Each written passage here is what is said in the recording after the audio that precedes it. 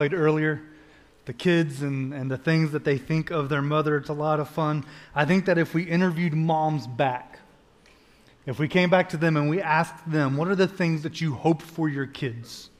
What are the things that you would hope, your biggest dreams, your biggest goals for these kids? What would it be? And I think that we'd probably get, some pretty standard answers, right? Like I would expect most moms to mention something about safety. Maybe they wouldn't use that word, but they would probably talk a lot about like they don't want broken bones or scratches or pains or hurts. They want their kids to just be protected and to be safe. And that's great, except that you realize that most of the time the things that moms hope or wish for their kids is the opposite of what kids actually want.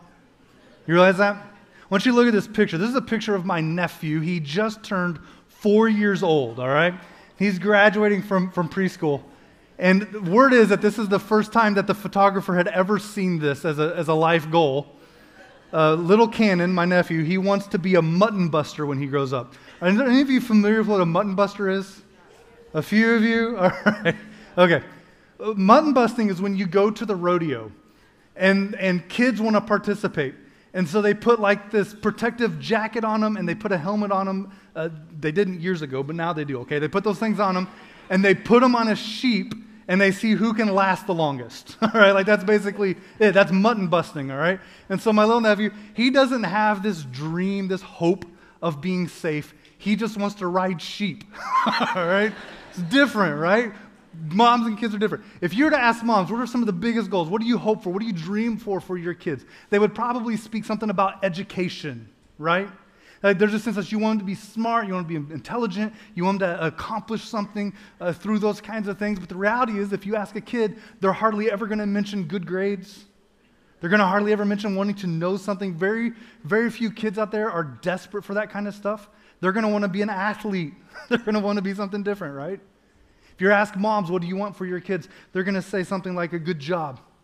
You want your kids to grow up and have a good career. That's interesting because small children especially don't have any concept of this.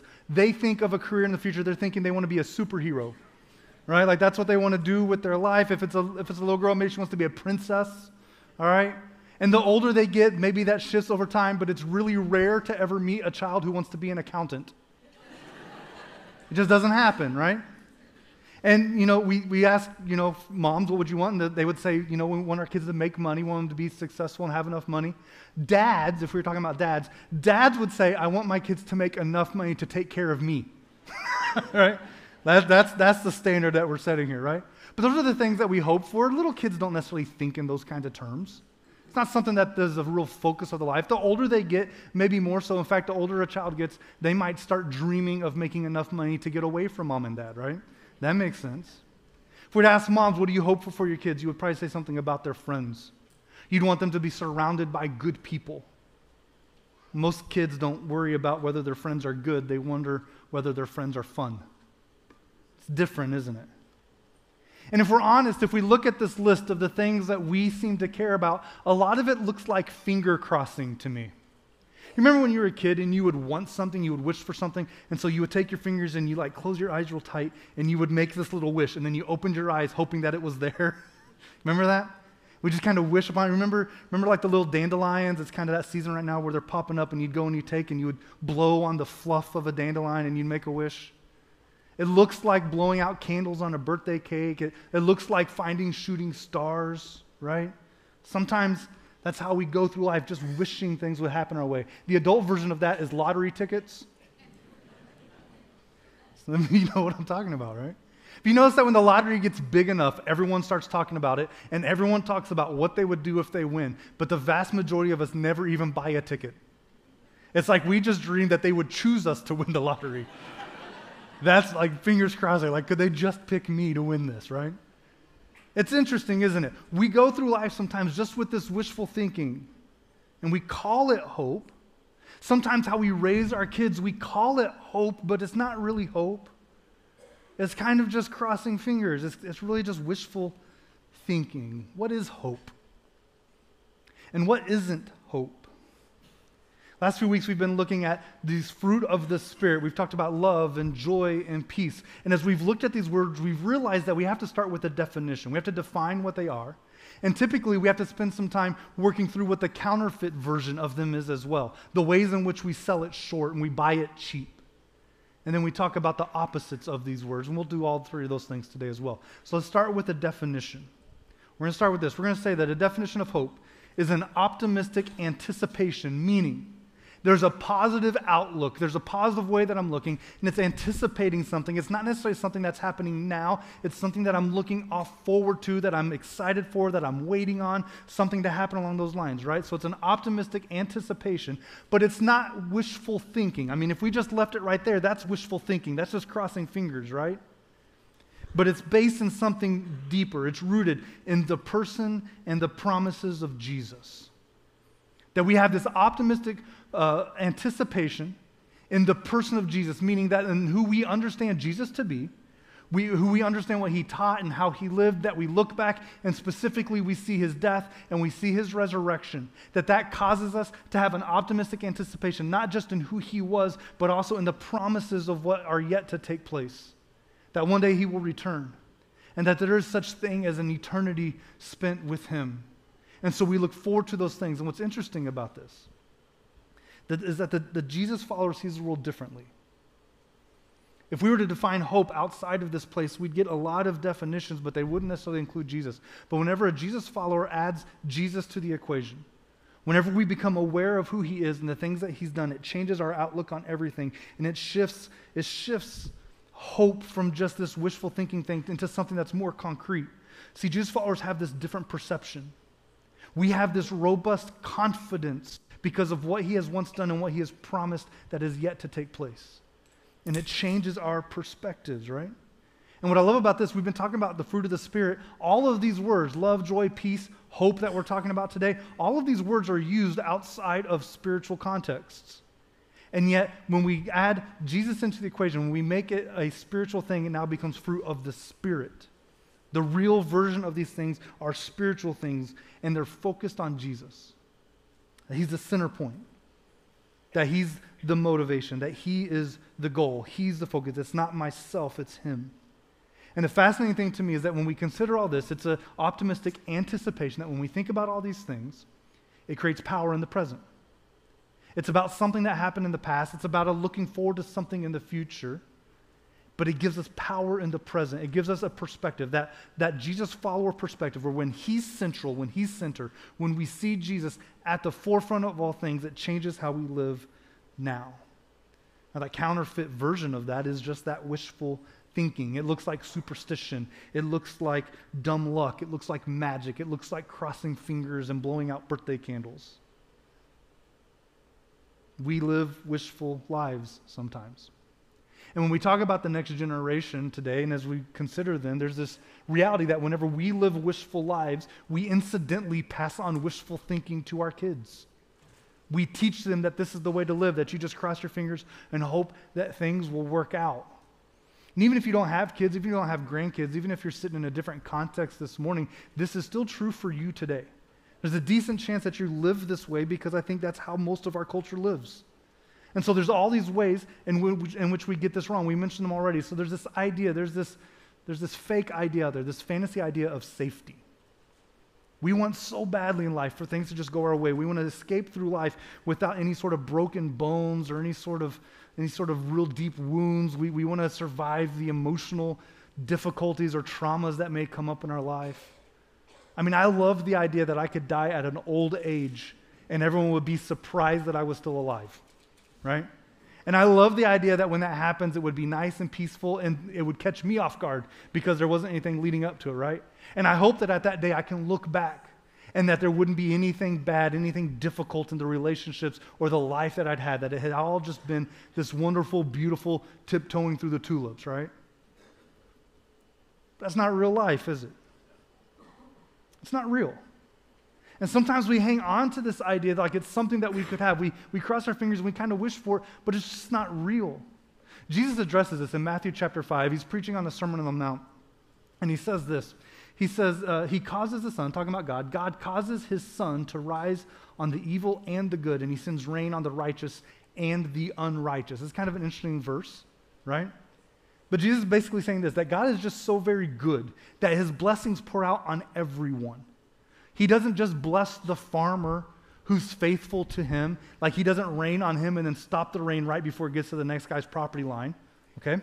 But that he blesses all, that good things from God happen to everyone. You can't escape the blessings of God. Even if you choose not to follow him, you cannot escape the blessings of God.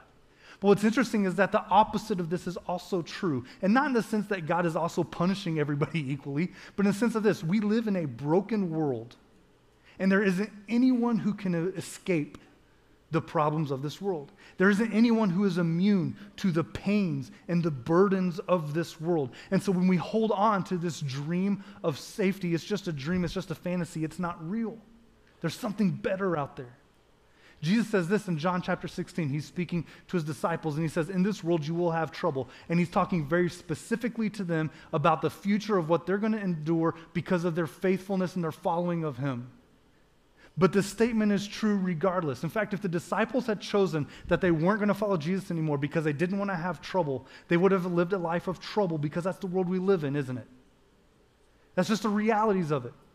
And we want these things for our kids. We want these things for ourselves. We dream these things, but it's just not real. It's like we're living with our head in the sand. It's like we're living in fantasy land.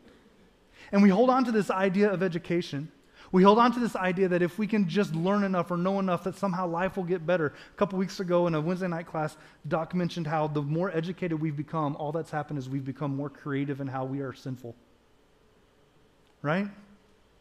That no matter how smart we get, things just don't seem right. And there's this guy in the Old Testament, a guy named Solomon. He's a king. The Bible calls him the wisest man who ever lived. He had this knowledge and this understanding that was so far surpassing anyone else. So when he writes things, it's probably pretty valuable for us to pay attention to what he has to say. In Ecclesiastes chapter 1, he says this, and I love it, okay? Yep. I thought to myself, and I love this, okay? Because Solomon's really smart, and he wants to have a good conversation with someone, so he talks to himself. He says, I thought to myself, look, I have grown and increased in wisdom more than anyone who has ruled over Jerusalem before me. So then I applied myself to the understanding of wisdom and also of the madness, the opposite of wisdom, the madness and the folly. But I learned that this is a chasing after the wind. That the smartest guy who knew the most, who had the best understanding of all things, that at the end of the line, when he'd reached everything that he thought he could possibly know, still felt like it was outside of his grasp. That no matter how smart he got, no matter how much he accomplished, he felt like he couldn't just quite reach that point. He couldn't quite get to that point of satisfaction of knowledge and knowing. It eluded him. That education wasn't the end-all, be-all in his life. It was a chasing after the wind. You see, we want our kids to be smart. We have hopes and dreams for them. We wish that they would know the things they need to know and be educated and to be successful in that. But I think we also know people who've pursued those things to their demise. We know people who've become very, very smart and yet live very, very dumbly. And we want our kids to be smart, but sometimes we want them to be smart in the wrong stuff. We miss out on what's most important. If you want your kids to be smart, you should get them to know God. They should know who God is, and they should know him personally. It's a different thing, isn't it? That's a hope. And we lean on stuff like our jobs and wealth. We care about careers. We care about how those things are going to play out for our kids. The same guy, Solomon, in the next chapter, had this to say, Ecclesiastes chapter 2. He says, I hated all the things I had toiled for under the sun because I must leave them to the one who comes after me. Now, I think the older you get, the more funny this verse becomes. And also more sad, right? Right? This verse didn't mean to me 10 years ago what it means to me now. All right? Because as I see the things around me, the things that I like, the things that I've accumulated, I'm starting to recognize more and more that they're really not all that valuable, and all that's going to happen is that someday my kids are going to have to clean it up. Right? It's kind of disheartening, isn't it? But we don't live that way. We live with fingers crossed. We have these dreams that if we can just accumulate enough stuff, if we can have the right job, if we can make the right amount of money, if we can have all these different comforts or things that we can attain to, that somehow that's going to make our lives better. And the guy who knew it all and who had it all says, no, it's just kind of a waste. It's an endeavor that's not worth pursuing. At the end of it, it's not what you hoped it would be. Paul puts it this way in 1 Timothy chapter 6. He says, command those who are rich in this present world not to be arrogant or to put their hope in wealth, which is so uncertain, but to put their hope in God, who richly provides us with everything for our enjoyment. Paul says, I want you to hear this because this is going to hit our culture pretty hard. Paul says that putting your hope in wealth is arrogant. And it's uncertain. It's bound to fail. But that's what we want for our kids, right? We want that for them. We want that for ourselves. We kind of wish upon a star that it can happen that way and be for us, right? But Paul says, no. Don't put your hope there. Put your hope in God. Put your hope in God. And we put our hope in people. This is maybe the most ridiculous of the whole list, but we do it. I'll be honest with you, I pray for my kids. I pray for their friends. I pray that they would be surrounded by good, godly people who would lead them to Christ. I pray that they will have a spouse one day who will be faithful to Jesus first and faithful to them second. I pray those things all the time, and I desperately want them to happen. But I am not basing my hope on their salvation on the right people being in their lives. Do you hear the difference? And there's all sorts of language to this. And again, this is going to hit us in our nation right now really hard. I want you to see these verses from a Psalm. I think 146 says, do not put your trust in princes or in human beings. In our political landscape, how much can you say that this is the definition of how we live in this country right now? Don't put your trust in princes or in human beings who cannot save. They will disappoint and leave you short every single time. He says, when their spirit departs, they return to the ground. I love that language because I have faith in someone whose spirit departed, but he came back up out of the ground. Right? You see the difference? You see how it plays out? And so my hope isn't in the people in my life. That's wishful thinking. That's fingers crossed. That's thinking that somehow if just the right people come into my life, that somehow things will work out. And it's foolish. But instead, we put our hope in someone who's going to come back up out of the ground. Jeremiah puts it this way in chapter 17. He said, cursed is the one who trusts in man. He doesn't say it's foolish. He doesn't say it's a bad idea. He doesn't say people will let you down sometimes. He said it is a curse. It is a curse to live in such a way that you keep expecting people to meet the needs that you have. We live wishful lives. And we go through life with these wishful lives and we just kind of pass on this wishful thinking to our kids. What if we lived differently? What if we lived hopeful lives? And what if we passed on hopeful thinking to our kids? How could things be different? In 1 Peter chapter 1, verse 3, it says, praise be to the God and Father of our Lord Jesus Christ. In his great mercy, he has given us new birth into a living hope through the resurrection of Jesus Christ from the dead, and into an inheritance that can never perish, spoil, or fade. We have a living hope that when we shift our focus, this is what's different about Jesus followers. When we shift our focus onto Jesus and what he's done and what he promises to do, we have a different perspective. And that perspective causes us to live differently. In fact, it creates a living hope that is active and moving within our lives in the immediate. It's not fantasy. It's reality. It's just funny to me because I think a lot of people would suggest that believing in God or following Jesus is fantasy. And my perspective says it's the complete opposite. Pretending like God doesn't exist, I think, is a fantasy. Thinking that you can find a fulfillment in all these other things in life, I think, is just a wishful fantasy. A Jesus follower moves from that make-believe into reality, into truth. And I love this verse. It's Romans chapter 15. He says, may the God of hope, Paul writes this, and when he talks about God, he defines him as a God of hope.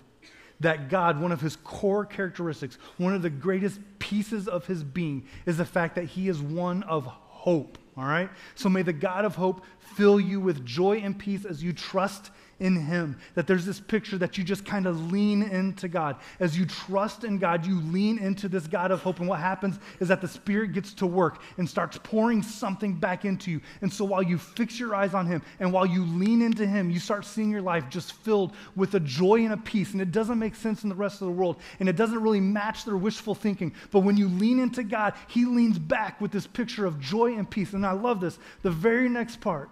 May the God of hope fill you with joy and peace as you trust in him so that you may overflow with hope by the power of the Holy Spirit. That you lean into him. He leans back with that joy and peace. And you lean in even harder and hope starts just pouring into your life, overflowing out of you that you can't even prevent it. That the Spirit gets to work and things start happening inside of you that you can't even make happen yourself. That's our God. It's the God of hope. And to me, it looks like Matthew chapter 7. At the end of the Sermon on the Mount, Jesus is teaching again to the same crowd that we saw from Matthew chapter 5, and he tells this story of the wise and the foolish builders. You guys remember that one? He says that there's these two guys, and they're both building a house, and they're building it in the same area. It's kind of a sandy, rough area. It's not really exactly the perfect place to build a house, but both of these guys decide they're going to. And the foolish builder, according to Jesus, says that he doesn't really have time to care much about the foundation. He just throws this house together on top of the sand. And it looks well enough, and he can live in it, and it functions fine for what he needs it to be, and he gets through life fairly easily. He doesn't put in the extra effort that the wise builder does. The wise builder goes and he digs down through the sand, and he gets to rock beneath it to build his house on, or he brings in rocks and kind of builds up a foundation, and it costs him more money, and it costs him more time, and it costs him more energy and effort, but he does it. He does the hard work to build a solid foundation, and he builds a house. And they both build a house. They both look fine. They're both functional until the storm comes. It says that the rains come down, that the streams begin to rise, that the winds blow and push against this house. And at the end of the story, there's one that's floating downstream and there's one that's standing strong. And Jesus says the house that is built on the foundation is the house that has built its life on his words. Jesus said his words are the foundation to life. And if you will do the work of making your focus Jesus, that you would do the work to draw your attention to him on a daily basis and live on his words, it looks like someone who's doing the hard work of building a foundation, who's digging down to the rock and making sure that their life is on something solid. Oftentimes we settle for the sand. We build houses on education and safety and economics, and all of it's sand. And the house looks good, everything's fine until that storm comes. And unfortunately, storms always come. Hope is made up of that optimistic anticipation, that confidence, that robust confidence. When we have that optimistic anticipation of the person of Jesus and the promises of Jesus. What's interesting is that the opposite of that, so the opposite of, you have opposite of that is hope. We have despair and fear.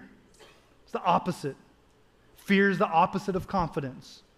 The opposite, right? Which means that it freezes us. When you feel fear, when you feel despair, it freezes you. It makes you stick into the place where you're at. But hope does something different. It actually motivates us. It pushes us into action. It leads us to living in a different way. John Acuff is a great communicator and a comedian. He says it this way. He says, fear comes for free, hope takes work. In this world, you will have troubles, and you don't have to pay for it. You don't have to ask for it. It'll just show up in your life, right? You know this. But hope takes work. It looks like digging a foundation. It looks like working hard to make sure that you're focused on the right things. It's the work of making sure your attention on a daily basis starts with Jesus and ends with Jesus. That in all the things that happen in this world, you filter it through who he is. See, I think hope looks more like a time clock at work. You punch in and you punch out. You keep showing up. It looks like that Romans 15 passage. You lean in and God leans back with joy and peace. And so you lean in even more and he leans back with hope. Hope is an optimistic anticipation in the person and the promises of Jesus. It's a confident way that we look at the world despite how dark it may get. That we keep our eyes focused on him. and it will motivate us into action. That looking at Jesus causes us to want to live like Jesus. And it moves us away from the wishful thinking and the disappointments of this world. And so don't settle. Don't settle for this crossed finger way of living. Don't raise your kids with this settling of crossed fingers type of living. Put your hope in Jesus. Teach your kids to put their hope in Jesus. Make him central to how you see the world. And let it influence how you live. And we're going to finish this out with a video here of just one family here in our church who's been given an awesome opportunity to practice hope. Why don't you watch this? Morning, I'm Taylor Elsie. This is my husband Joey, and this little sunshine girl is our daughter Avery Jo.